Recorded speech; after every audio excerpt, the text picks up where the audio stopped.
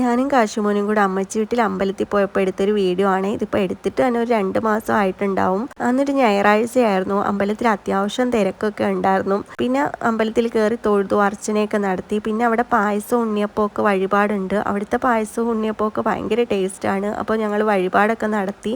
പിന്നെ കുറച്ച് നേരം അവിടെ നിൽക്കും. അവിടെ ആടും കോഴിയൊക്കെ ഉണ്ടായതുകൊണ്ട് തന്നെ കാശുമോന് ഭയങ്കര ഇഷ്ടമാണ് അതിനെയൊക്കെ കണ്ട് അവിടെ നിൽക്കാനായിട്ട്. എന്നോട് എപ്പോഴും പറയും ആടുള്ള അമ്പലത്തിൽ പോകണമെന്ന്. പിന്നെ ഞങ്ങൾ വല്ലപ്പോഴും ഒക്കെ പോയി തൊഴുവാറുണ്ട്. എനിക്കും ഇതേപോലെ ആടിനെയും കോഴിയും മുയലിനെയൊക്കെ എനിക്ക് ഭയങ്കര ഇഷ്ടമാണ്.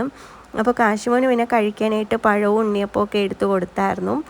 പിന്നെ പഴത്തൊലി എടുത്ത് ആടിന് കൊടുക്കാനായിട്ട് പോയതാണ്. അപ്പോൾ അതിന് വിശപ്പില്ലാന്ന് തോന്നുന്നു, കഴിച്ചില്ല. അവിടെ അമ്പലത്തിലുള്ള ഒരു പ്ലാവലയൊക്കെ എടുത്ത് വെച്ചേക്കും. അപ്പോൾ അതിൻ്റെ കൂട്ടത്തിൽ കൊണ്ട് വെച്ചു. വേറെ ആരെങ്കിലും എടുത്ത് കൊടുത്തോളുമല്ലോ.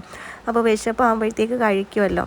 അപ്പോൾ അത് കഴിഞ്ഞിട്ട് ഞങ്ങൾ അവിടെ കുറേ നേരം നിന്നു. ഒരു ചേച്ചി അവിടെ പൊങ്കാലയൊക്കെ ഇടുന്നുണ്ടായിരുന്നു. അപ്പോൾ അതൊക്കെ കണ്ട് കുറച്ച് നേരം അവിടെ നിന്നായിരുന്നു. പിന്നെ അവിടെ സർപ്പക്കാവിൽ പിന്നെ ജിന്നിൻ്റെ സ്ഥലമൊക്കെ ഉണ്ട്. അവിടെയൊക്കെ കത്തിക്കാനായിട്ട് ചന്ദനത്തിരിയൊക്കെ വാങ്ങിച്ചായിരുന്നേ.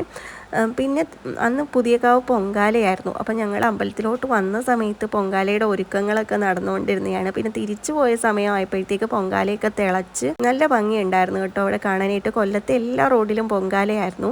പിന്നെ ഞങ്ങൾ കുറച്ച് നേരം അതൊക്കെ അവിടെ നിന്ന് കണ്ടിട്ടാണ് വീട്ടിലോട്ട് പോയത്. അപ്പോൾ വീഡിയോ ഇഷ്ടമായ സബ്സ്ക്രൈബ് ചെയ്യാൻ മറക്കല്ലേ. അടുത്ത വീഡിയോ ആയിട്ട് കാണാവേ.